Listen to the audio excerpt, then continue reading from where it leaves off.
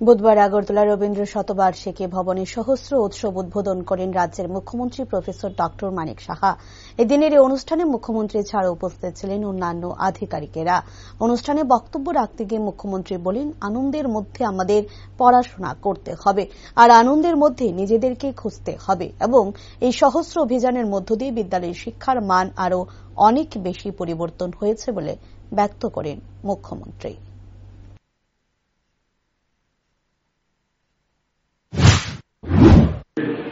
এটা বাংলা মিনিং আমি বের করবার চেষ্টা করলাম যে আনন্দ বা সানন্দ, মানে আনন্দের সাথে আমাদের পড়াশোনা করতে হবে, আনন্দের মাঝে আমাদের নিজেকে খুঁজতে হবে যে হু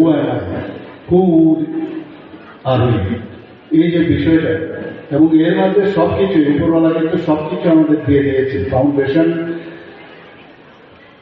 যে সময় সেখানে কিন্তু নিজেকে খুঁজে দেখলাম।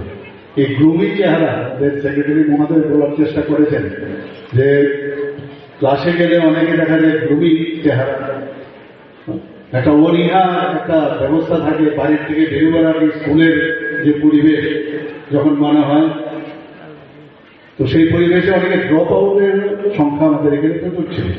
এখানে যে তথ্যচিত্র বিস্তারিতভাবে এখানে দেখানো হয়েছে, একজন মহিলা টিচার মহোদয় বলছিলেন যে আমাদের এখানে এখন আগে যে ড্রপ আউট ছিল, এই সহজ যে অভিযান, এই কারিকুলাম যখন শুরু হলো তাতে করে প্রায় 100% ওনার বিদ্যালয়ে স্টুডেন্ট আসতে শুরু করেছে। এই ধরনের কারিকুলাম আমরা তো আগে কোনোদিন শুনিনি, খালি ভাবতাম যে স্কুলে যাব তো কি জানি হবে, একটা মানে পড়াশোনার চাপ। আমাদের সময় তো ব্যাগ ছিল না, পরবর্তী সময় ব্যাগের চাপ, কিন্তু আমরা বইয়ের চাপ এখানে কাঁধের মধ্যে নিয়ে আমরা যেতাম। আমাদের সেরকম ভাবে ব্যাগ যেত না বাড়ি থেকে, সেটা আমাদের সেই সুবিধাও ছিল।